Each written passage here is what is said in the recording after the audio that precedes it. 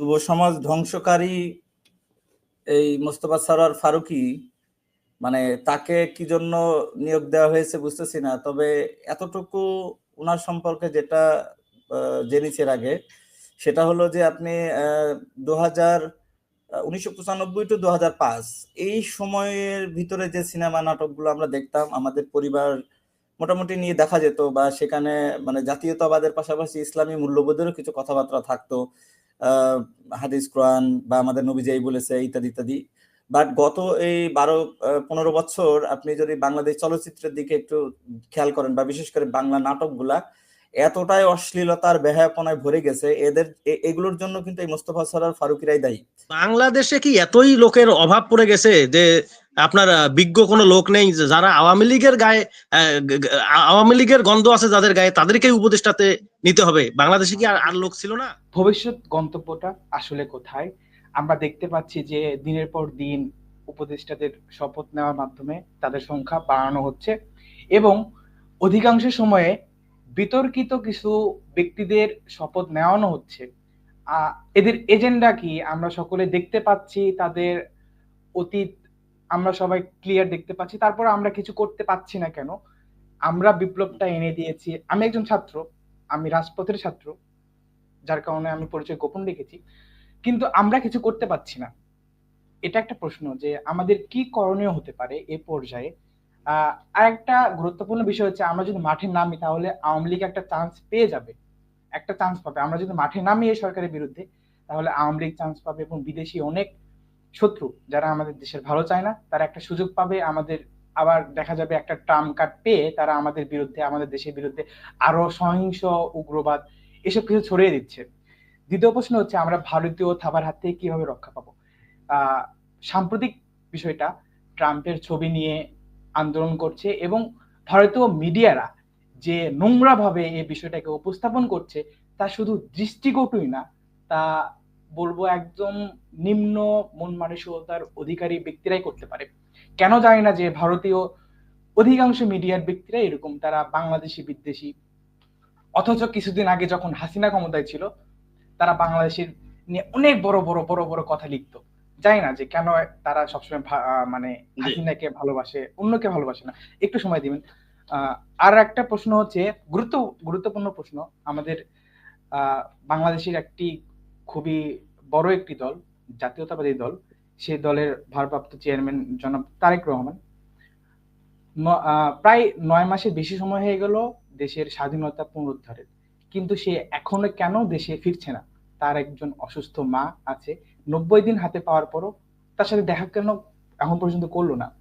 আমরা কি ধরে নিচ্ছি যে বিএনপির মাঝে তাদের দলীয় কোনো কোন্দল আছে, বা এমন কিছু আছে যা আমাদের জনগণের চোখের অন্তরালে আছে, যার কারণে তারেক রহমানের মতো এমন একজন গুরুত্বপূর্ণ লোক দেশে ফিরতে পারছে না?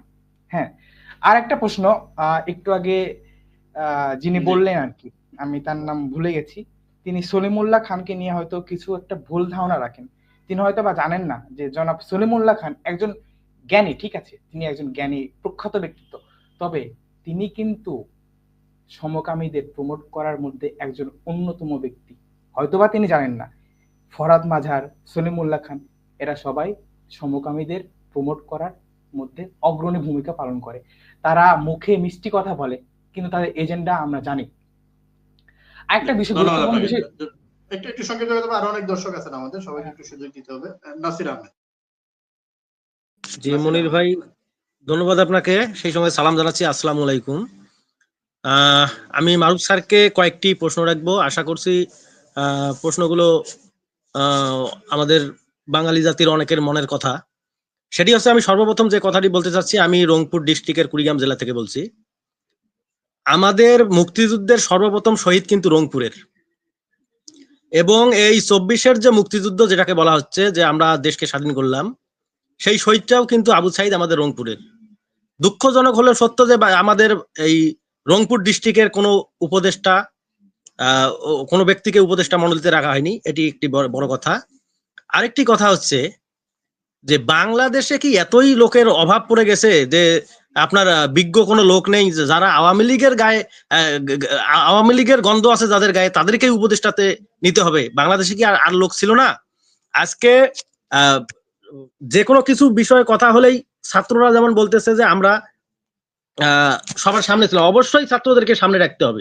আমার প্রশ্ন হচ্ছে যে উপদেষ্টা মন্ডলীতে যাদেরকে রাখা হয়েছে তারা কি এই ছাত্র আন্দোলনের সময় কি একটা ফেসবুক স্ট্যাটাস দিয়েছিল, দেখাতে পারবে? বা যারা উপদেষ্টা হয়েছে তাদের কজন পরিবারের সদস্য রাজপথে থেকে গুলি খেয়েছে কিংবা আওয়ামী লীগের কাছে লাঞ্ছিত হয়েছে?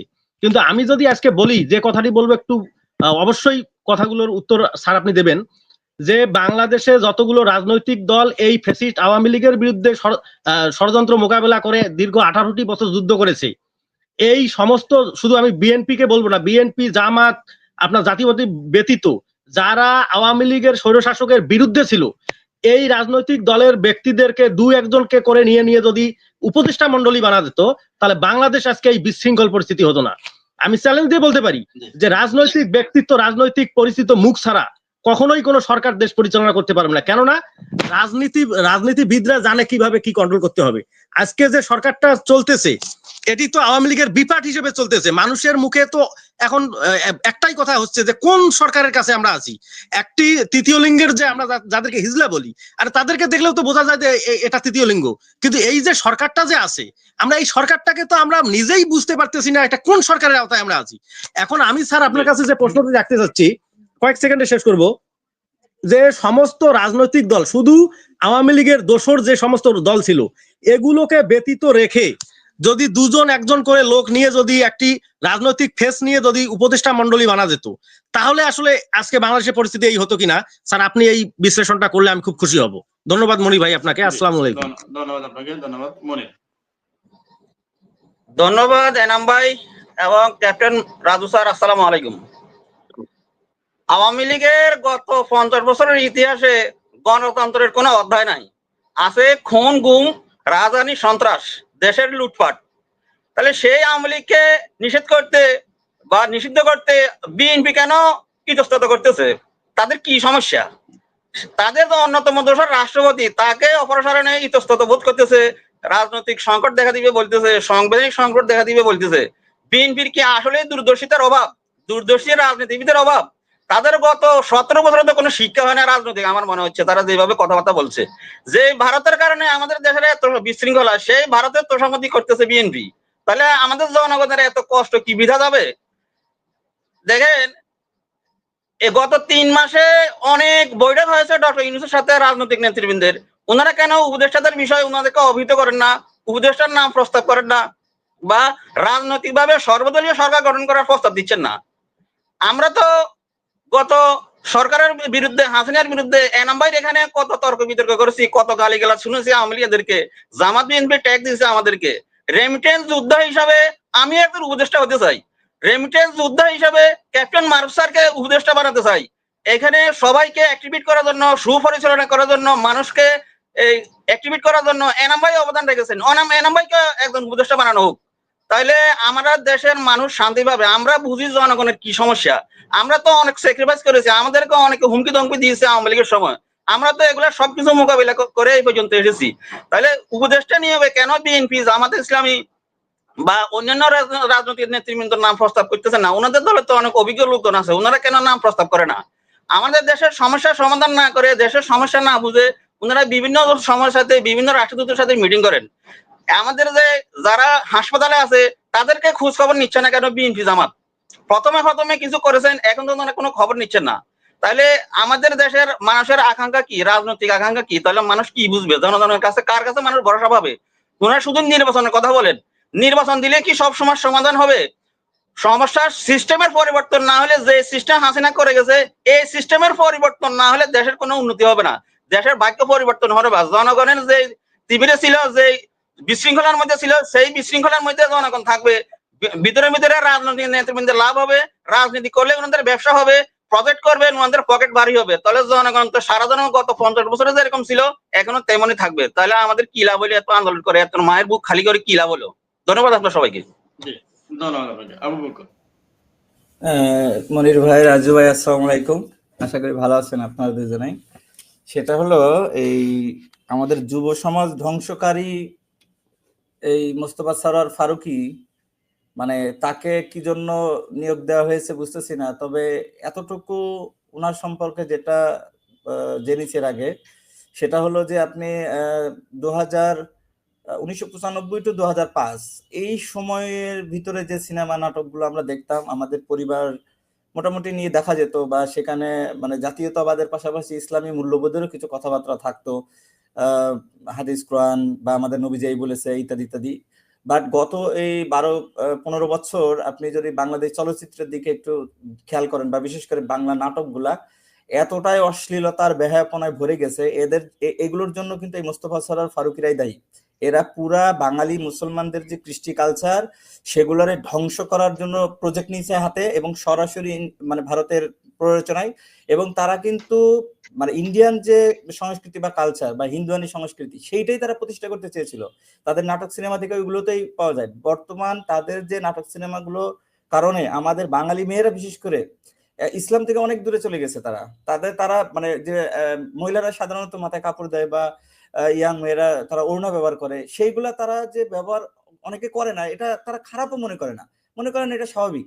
এবং এই পরিস্থিতির জন্য কিন্তু এই এরা দায়ী, এই সময় মানে আমাদের যে মুসলিম যে সংস্কৃতি ধ্বংস করেছে এই মোস্তফা সরয়ার ফারুকীদের মতো মানুষরা। সুতরাং এদেরকে অবশ্যই এই উপদেষ্টা পরিষদে রাখা ঠিক হয়নি আমি মনে করি। আর ডক্টর মোহাম্মদ ইউনূস, আমরা ওনাকে একেবারে সমালোচনা ঊর্ধ্বে রাখছি। উনি কি বোঝেন না নাকি উনি কিছু দেখেন না, মানে এগুলো নিয়ে যে সমালোচনা হইতে পারে বা এদের যে সাধারণ মানুষ চায় না, এটা কি উনি বুঝেন না? আর উনার যদি চিন্তা অসুবিধা হয় তাহলে উনি কেন ছাত্র উপদেষ্টা যারা আছে, দুজন ছাত্রদের প্রতিনিধি আছে বা এখানে রাজনৈতিক দলগুলো আছে, তাদের কেন পরামর্শ নেয় না?